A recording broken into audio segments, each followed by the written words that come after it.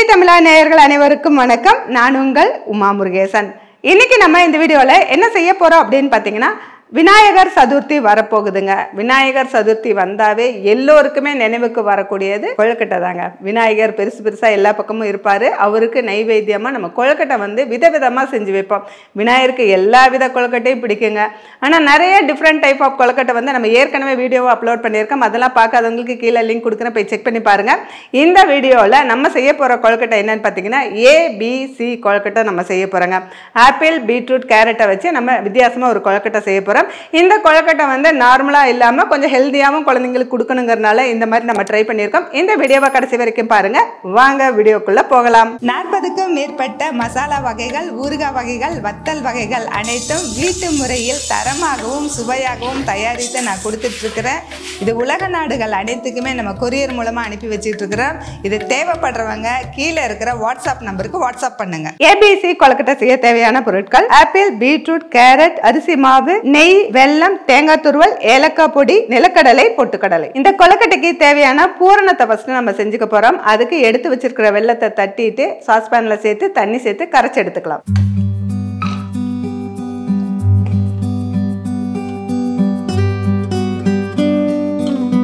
எடுத்து வச்சிருக்கிற பொட்டுக்கடலையை லேசா வறுத்துக்கலாம்.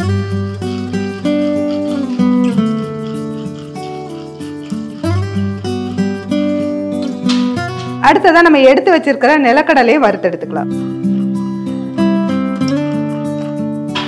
இப்போ நம்ம நிலக்கடலை வறுத்து நம்ம போட்டாச்சு, அது சூடு ஆறட்டும். அதுக்கு அடுத்ததாக பார்த்தீங்கன்னா, நம்ம எடுத்து வச்சிருக்க கேரட்டு, பீட்ரூட்டு, ஆப்பிள் இது மூணுமே தோல் சீவிட்டு கழுவிட்டு கேரட் துருவில துருவி எடுத்துக்கலாம்.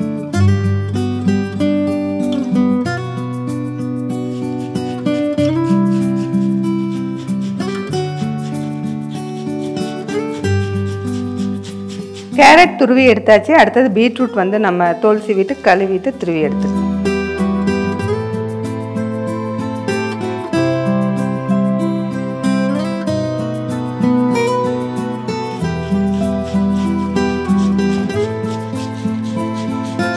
பீட்ரூட் நம்ம துருவி எடுத்தாச்சு. அடுத்தது ஆப்பிள் கட் பண்ணிட்டு துருவி எடுத்துக்கலாம்.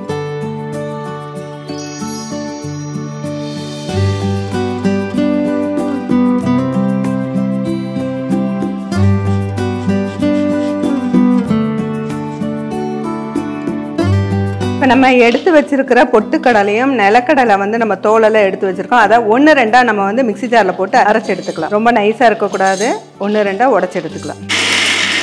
பூரணம் ரெடி பண்ணுறதுக்கு வடசட்டி அடுப்பில் வச்சாச்சு. அதில் 2 டீஸ்பூன் நெய் சேர்த்துக்கலாம். நம்ம துருவி வச்சிருக்க தேங்காயை சேர்த்து நல்லா ஃப்ரை பண்ணிக்கலாம்.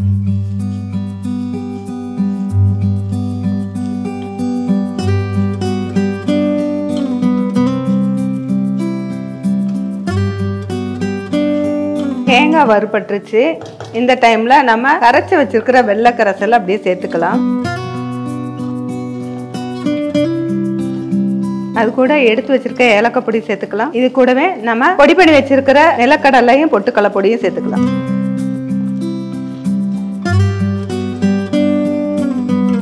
எல்லாம் ஒன்னா மிக்ஸ் பண்ணிட்டு நல்லா கலந்ததுக்கு அப்புறம் ஒரு 5 நிமிஷம் நமக்கு கொதிக்க வச்சா போதும். ரொம்ப ட்ரையா பண்ணிடக்கூடாது, ரொம்ப கெட்டியாயிரும். அதனால இந்த மாதிரி பாதத்திலே நம்ம அடுப்பு ஆஃப் பண்ணிட்டு இதை கொஞ்சம் ஆற வச்சிடலாம். கொழுக்கட்டைக்கு பூர்ணம் வந்து ரெடி ஆயிடுச்சு. அடுத்தது மேல் மாவு செய்ய போறோம். அதுக்கு அடுப்பு மேல ஒரு வடசட்டி வச்சுட்டு சூடானதும் 1 டீஸ்பூன் நெய் சேர்த்துட்டு ஃபர்ஸ்ட் நம்ம ஆப்பிளுக்கு உண்டான மாவு ரெடி பண்ணிக்கலாம். ஆப்பிளை போட்டு நல்லா வதக்கிக்கலாம்.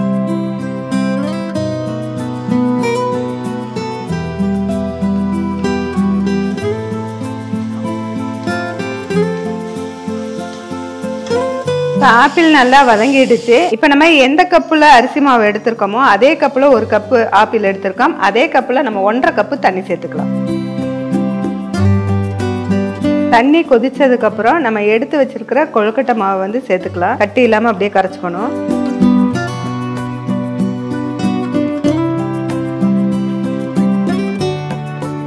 அடுப்பு வந்து லோ ஃப்ளேம்ல வச்சுட்டு இப்படி கலந்து கொடுத்துக்கலாம்.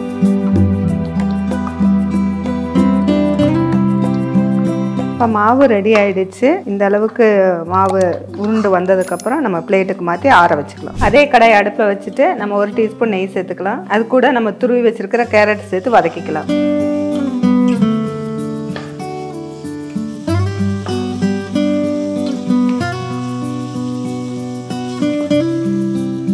கேரட் வதங்கிடுச்சு. நம்ம 1 கப் மாவுக்கு 1.5 கப் தண்ணி சேர்த்துக்கலாம்.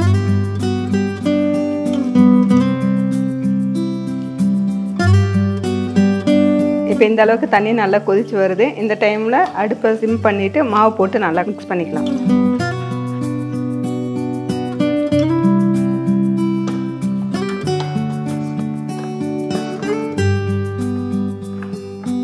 எல்லா மாவும் நல்லா மிக்ஸ் ஆனதுக்கப்புறம் இந்த மாதிரி பதத்தில் அடுப்பை ஆஃப் பண்ணிவிட்டு ஒரு தட்டுக்கு மாற்றிட்டு சூடு ஆற வச்சிடலாம். அதே கடாயை அடுப்பில் வச்சுருக்கோம். 1 டீஸ்பூன் நெய் சேர்த்துக்கலாம். துருவி வச்சிருக்கிற பீட்ரூட்டை சேர்த்து வதக்கிக்கலாம்.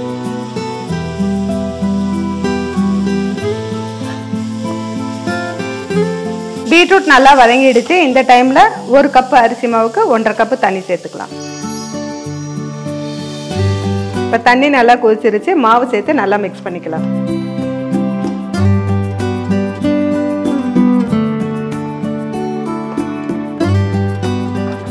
இப்போ எல்லா மாவும் நல்லா மிக்ஸ் பண்ணதுக்கப்புறம் அடுப்பு ஆஃப் பண்ணிவிட்டு ஒரு பிளேட்டுக்கு மாற்றி இது சூடு ஆற வச்சிடலாம்.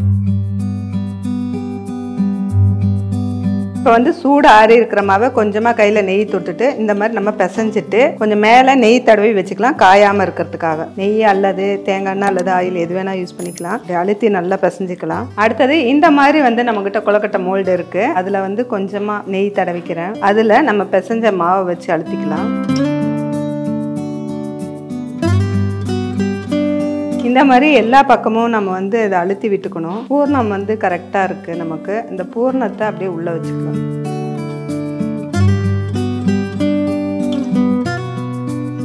ஆப்பிள் கொழுக்கட்டைலாம் ரெடி ஆயிடுச்சு. நம்ம இதை வந்து வேக வைக்கணும். அதுக்காக நம்ம ஸ்டீமர் பாத்திரம் எடுத்திருக்கோம். இதில் வந்து தண்ணி சேர்த்துருக்கோம். தண்ணி நல்லா கொதிச்சதுக்கு அப்புறமா நம்ம மேல் தட்டில் வந்து இந்த ஆப்பிள் கொழுக்கட்டையில வச்சு ஒரு 7 நிமிஷம் அல்லது 8 நிமிஷம் வேக வச்சு எடுத்துக்கலாம்.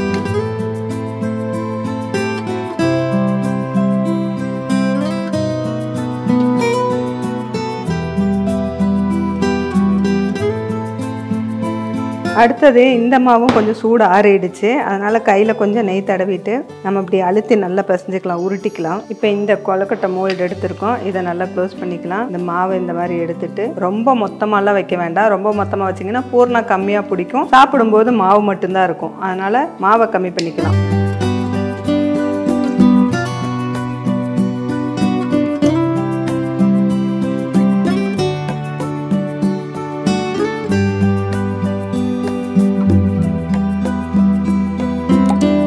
அடுத்ததா இந்த பீட்ரூட் மாவும் வந்து நம்ம நல்லா பிசைஞ்சு எடுத்துக்கலாம்.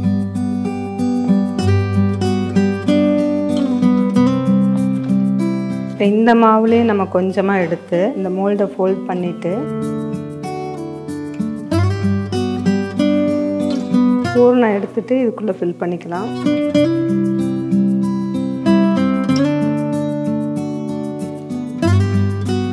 கொழுக்கட்டை வேக வச்சு 10 நிமிஷம் ஆயிடுச்சு. நம்ம அடுப்பு ஆஃப் பண்ணிட்டு எடுத்துக்கலாம்.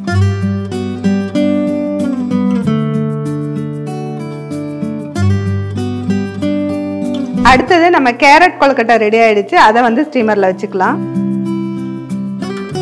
இதுவும் அப்படியே ஒரு 10 நிமிஷம் வேகட்டும்.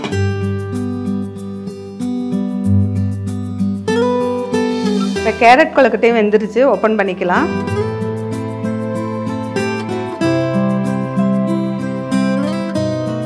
இப்போ கேரட் கொழுக்கட்டையும் வெந்து எடுத்தாச்சு. அடுத்தது பீட்ரூட் கொழுக்கட்டை வந்து வேக வச்சுக்கலாம்.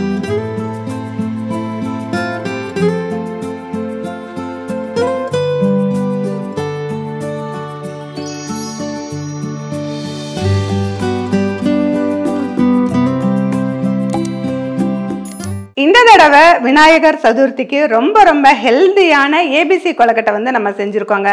இது ரொம்ப டேஸ்டியாக இருக்குது, ரொம்ப சாஃப்டாக இருக்குது. நம்மளுடைய புடி தமிழா சேனலில் இருக்கக்கூடிய இடியாப்ப மாவு தான் நம்ம சேர்த்து இந்த கொழுக்கட்டை செஞ்சுருக்கோம். எந்தவித விரிசலும் இல்லாமல் ரொம்பவே சூப்பராக வந்திருக்கும். ரொம்ப சாஃப்டாக இருக்குது. கொழுக்கட்டை கொஞ்சம் நேரம் ஆயிடுச்சுன்னா இறுகிரும் கெட்டியாயிடும்னு சொல்லுவாங்க. அந்த மாதிரிலாம் எதுவுமே இல்லைங்க. இந்த கொழுக்கட்டை எடுத்து கிட்டத்தட்ட 1 மணி நேரமே ஆயிடுச்சு. நம்ம வீடியோக்காக தனித்தனியாக பண்ணுறதுனால இந்த மாதிரி எடுத்திருக்கோம். ரொம்ப சூப்பராக இருக்கும், ரொம்ப டேஸ்டியாகவும் இருக்கும், ரொம்ப ஹெல்த்தியாகவும் இருக்கும். இந்த விநாயகர் சதுர்த்திக்கு நீங்களும் இந்த மாதிரி கொழுக்கட்டை வீட்டில் ட்ரை பண்ணி பார்த்துட்டு கீழே கமெண்ட் செக்ஷனில் கமெண்ட் பண்ணுங்கள். இந்த வீடியோ உங்களுக்கு பிடிச்சிருந்தனா லைக் பண்ணுங்கள், ஷேர் பண்ணுங்கள். புடி தமிழா சேனலுக்கு சப்ஸ்கிரைப் பண்ணலைன்னா சப்ஸ்கிரைப் பண்ணிக்கோங்க. மீண்டும் அடுத்த வீடியோவில் சந்திக்கலாம்.